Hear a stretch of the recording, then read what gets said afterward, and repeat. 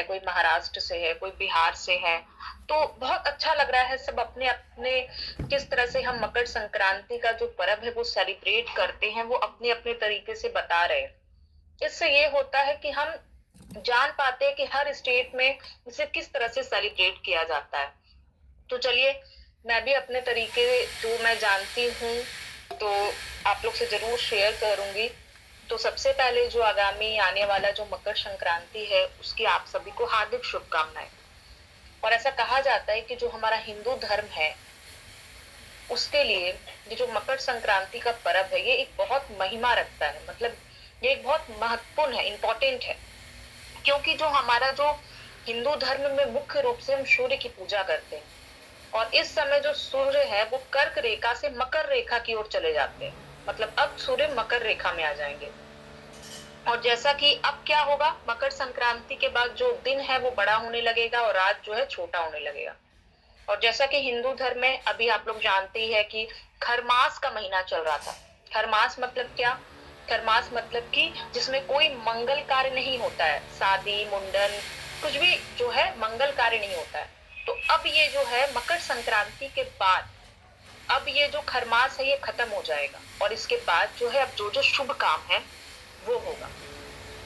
यही होता है मकर संक्रांति।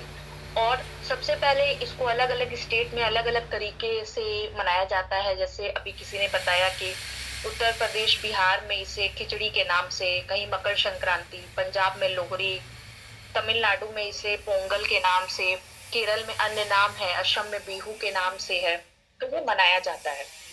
तो इसमें जो है इसका कुछ हम लोग जो है इसका बोलते हैं ना, समय के अनुसार हर पर्व का कुछ प्रसाद होता है जिसमें हम लोग मिठाइयां बनाते हैं। तो इसमें मुख्य रूप से गुड़ और तिल का सेवन किया जाता है। इसका साइंटिफिक रीजन ये है कि जो सर्दियों का मौसम होता है तो इसमें हमारे बॉडी को गर्म करने के लिए तिल और गुड़ जो है ना ये बहुत अच्छा होता है। तो यही कारण है कि हम इसका ही प्रसाद खाते हैं और तिल से स्नान किया जाता है ताकि हमारे बॉडी को हिट मिल सके।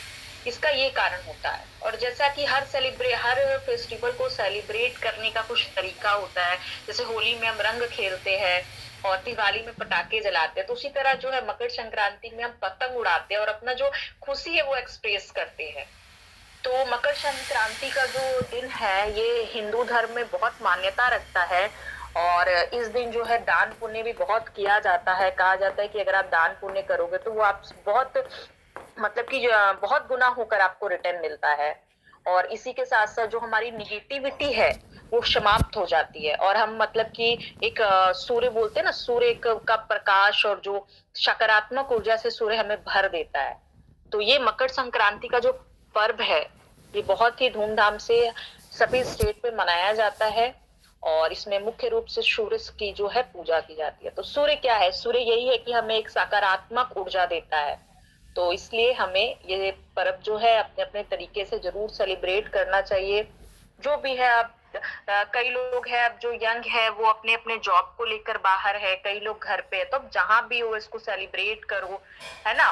कुछ नहीं है तो आजकल तो वीडियो कॉल है, फैमिली पे बात हो जा रहा है, सेलिब्रेट हो जा रहा है। तो मकर संक्रांति की यही महिमा है।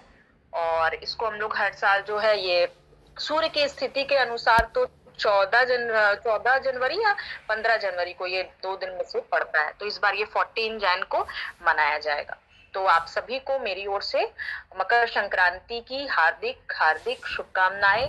खूब एंजॉय कीजिए और खूब मस्ती कीजिए, और हमेशा सूर्य की तरह आप लोग भी प्रकाशित होइए, हमेशा स्वस्थ रहिए, मस्त रहिए। यही मैं बोलूंगी। बहुत बहुत धन्यवाद आप सभी को।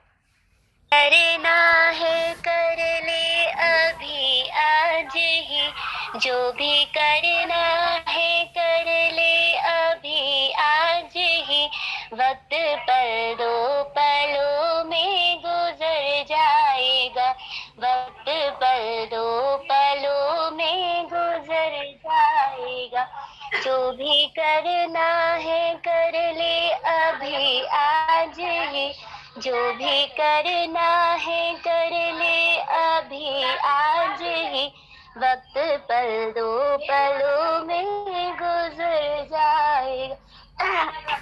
आशा कृष्णा जिगर में मचलती रही, आशा कृष्णा कश्मकश जिंदगी भर ये चलती रही, कश्मकश जिंदगी भर ये चलती रही। उम्र कब ढल गई कुछ पता ना चला, उम्र कब ढल गई कुछ पता ना चला। आज कल जैसा सपना नजर आएगा, आज कल जैसा सपना नजर आएगा।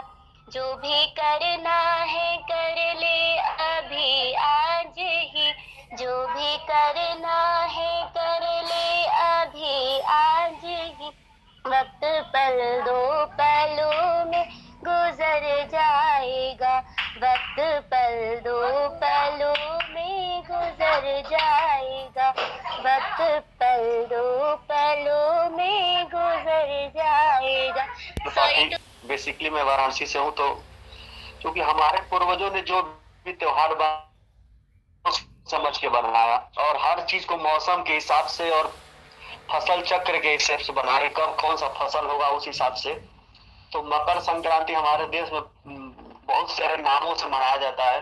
जैसे कि उत्तर भारत में इसको खिचड़ी के रूप में मनाया जाता है, केरल में इसको पोंगल के रूप में मनाया जाता है बिहू के नाम से, और बहुत जगह संक्रांति के रूप में, साउथ इंडिया के रूप में। तो पहले चाहता हूँ कि चूंकि मकर जो है, सूर्य जो है मकर राशि में प्रवेश करते हैं, तो उस समय पूरे जगह पे ठंडा का मौसम रहता है। तो हमारे ने ऐसा बनाया कि हम लोगों ने, तो मैं गंगा जी के किनारे ही रहता हूँ बनारस में, तो काफी अनुभव रहा है बचपन से ही नहाने का, गंगा स्नान करने का। तो गंगा का पानी जो होता है, जब तक सूर्य उदय नहीं होता है उसके पहले तक एकदम गर्म रहता है पानी, और आपको पता भी नहीं चलेगा। गंगा में स्नान करने से लगता है, सोचते हो कि खुला गंगा जी खुला मंदिर रहती है तो ठंडा लगता हुआ, ऐसा कुछ नहीं है। जब तक आप गंगा जी के बाहर रहेंगे लगेगा ठंडा लग रहा है। जैसे गंगा जी पानी में जाएंगे, पानी इतना अंदर से गर्म रहता है। और चूंकि ये ठंडे का मौसम है, तो इसमें तिल, गुड़ और क्या कहते हैं मूंगफली, इस सब का तासीर जो है, तासीर इसका जो है वो गर्म होता है। तो इसको बना के लड्डू खाने का रिवाज है। और नया नया चूंकि उस समय अभी फसल हुआ रहता है, तो उसमें लोग खिचड़ी खाते हैं, चूड़ा दही का सेवन करते हैं। जबकि कहे जाएगा तो ठंडा में दही से बहुत लोग सोचेंगे कि ठंडा में दही खाने से ठंडा होता होगा, लेकिन चूंकि दही का जो है तासीर बहुत गर्म होता है, और इसमें इतने तरह के फायदे हैं कि मुझे लगता है कि दुनिया का सबसे फायदेमंद चीज कोई है तो दही है। इसको हर जगह पूरे भारत में खाया जाता है, मतलब अलग अलग रूपों में खाने का तरीका। जैसे हम लोग यहाँ खाने का तरीका क्या है कि जो चूड़ा चाहे पोहा जिसको कहते हैं, उसको डाल के दही में लोग खाते हैं, और भी दही के बहुत सारे तरह से लोग सेवन करते हैं। तो जो भी पूर्वजों ने बनाया, गंगा स्नान, कुंभ मेला, सारे चीजों का मतलब ये था कि इससे एक लोगों का आपस में मिलना जुलना भी होगा, और मौसम के हिसाब से अपने आप को वो ढालने का भी उनको मौका मिलेगा। जैसे तिल खाएंगे, गुड़ खाएंगे, तो इससे देह में गर्मी भी आएगी, और इस मौसम को वो करने में। और आजकल तो भाई बहुत जगह पतंग उड़ाने का भी प्रचलन है। बनारस में तो काफी मनाया जाता है, गुजरात में सबसे ज्यादा पतंगबाजी होती है। तो अभी नारायण जी ने बड़ा अच्छा पतंग के बारे में बताया, बड़ा सुन के हंसी आया, और अच्छा लगा कि कैसे उन्होंने अपना पतंग की कहानी बताई।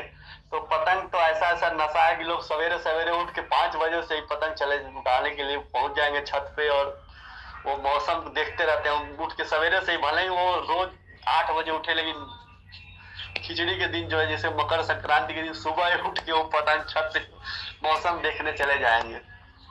और हम लोग का बचपन में भी बड़ा मतलब इसका इंतजार रहता था इस त्योहार में, क्योंकि हम लोग क्या होता था कि चीनी की वो मूंगफली की पट्टी अलग बनती थी, गुड़ की अलग बनती थी, तिल का व्हाइट कलर वाला तिल का अलग बनता था लड्डू, ब्लैक कलर का जो, जिसको ब्लैक कलर का मतलब छूने का महत्व होता है, जिसको दान किया जाता है ब्लैक कलर का, पहले नहाने के बाद पहले दान किया जाता है। आज के दिन चावल, दाल, आलू, सब्जी सारे कुछ दान की जाती है।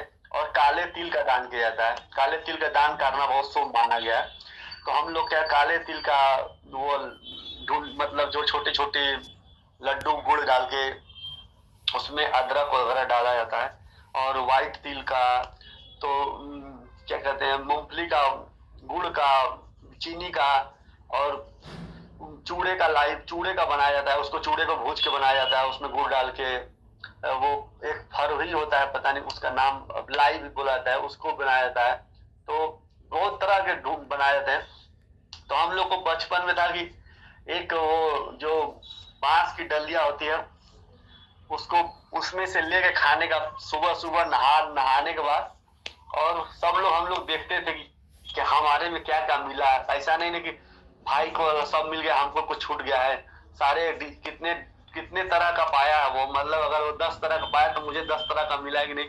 और लेके खा उसको मतलब बाहर आंगन में बैठ के जो धूप में खाने का जो मजा था वो मतलब कि वो कहने लायक नहीं। वो तो अब मान लीजिए अभी तो मैं बेंगलोर में हूँ तो खाली उसको याद कर सकता हूँ। पहली बार मैं खिचड़ी में अपने घर से दूर हूँ तो देखता हूँ कैसे खिचड़ी बनता है। यहाँ पे तो मिलेगा ही नहीं सब आइटम वगैरह भी। तिल वगैरह का पता करना पड़ेगा कुछ मिल रहा है कि नहीं मिल रहा है।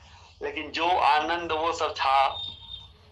और अभी तो कुंभ भी लग रहा है हमारे मतलब बनारस से 120 किलोमीटर दूर इलाहाबाद में, और ये कुंभ जो है 144 साल बाद लग रहा है। तो ये अमृत स्नान जो है कल से शुरू होगा 13 तारीख से और 26 फरवरी तक। और जो अभी सोहन जी ने बताया वो कुंभ वाणी के नाम से आकाशवाणी का वो रेडियो चैनल ही शुरू हुआ है। ये कम्युनिटी रेडियो नहीं है, पूरे भारत में सुना जा सकता है कहीं भी। 103 पॉइंट कुछ पे ये आएगा। और इसको जो आकाशवाणी का जो ऐप है उसके माध्यम से भी आप ऑनलाइन सुन सकते हैं। उसमें जो भी नहान होगा, स्नान होगा, उसमें उसका सजीव प्रसारण दिखाया जाएगा। सुबह 6:05 से लेके रात को 10:05 तक सुबह 5:55 से लेकर रात को 10:05 तक इसका पूरा प्रसारण होगा। और इसमें सारा कुछ बताया जाएगा और खोए हुए लोगों के बारे में बताया जाएगा। तो अगले हफ्ते अगर कुंभ पे बात होगी तो बहुत सारी जानकारी दी जाएगी, जिसमें लगभग 45 करोड़ लोगों को आने की संभावना है। और मतलब मैं तो यहाँ रोज समाचार सुन के इतना रोमांचित हो जाता हूँ कि, लेकिन क्या किया जा सकता है, कुछ मजबूरी के कारण। लेकिन जब भी समाचार सुनता हूँ इतना रोमांचित हो जाता हूँ। तो ये सब चीजें हैं। इन्हीं सब बातों के साथ अपनी वाणी को विराम दूंगा और सभी लोग को आने वाले मकर संक्रांति की ढेर सारी शुभकामनाएं। और